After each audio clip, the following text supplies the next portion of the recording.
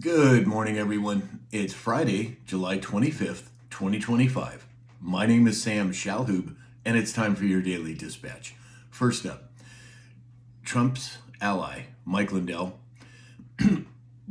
he persuaded a U.S. appeals court to throw out a judge's order requiring him to pay $5 million to a software developer who said he debunked Lindell's 2020 election fraud claims. Now that's been thrown out. Does this mean it's going to lead to more exposure in the election integrity issue? It sure seems that way to me.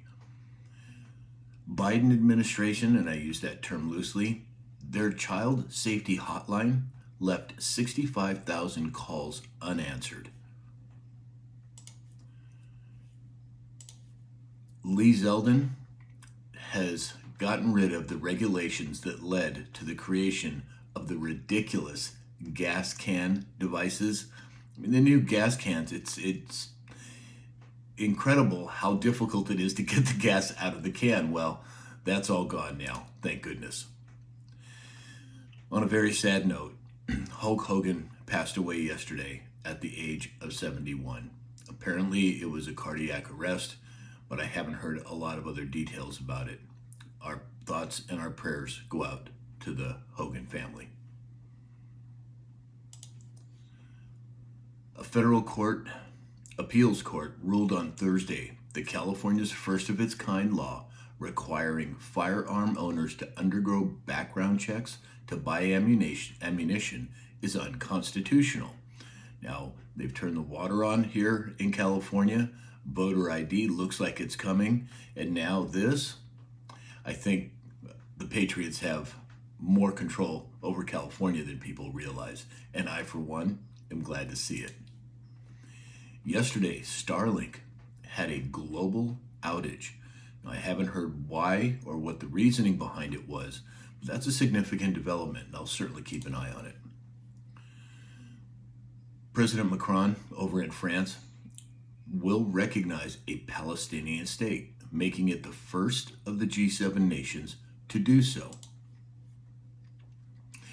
And then finally today, President Trump put out a truth yesterday. It's a long one. I'm going to read the entire thing because I think there's much more here than meets the eye. President Trump said it was a great honor to tour the renovation and some new construction of the Federal Reserve Building with Chairman Jerome Powell, Senator Tim Scott, and others. It's got a long way to go. It would have been much better if it were never started, but it is what it is, and hopefully it will be finished ASAP. The cost overruns are substantial, but on the positive side, our country is doing very well and can afford just about anything, even the cost of this building. I'll be watching and hopefully adding some expertise. As everyone knows, this is the important part. As everyone knows, I renovated the old post office on Pennsylvania Avenue, and it was a roaring success. The total construction cost was a small fraction of the building's cost, the Fed building, that is. And it is many times the size. With all of that being said, let's just get it finished, and even more importantly, lower interest rates. Now, the reason I think this is important, and we're going to dive into this deep this morning at 9 a.m. Pacific time on our live call, but the post office was essentially the first bank in America. This is to my understanding. Now, this is a very deep and long subject that, well, as I said, we're going to cover later today.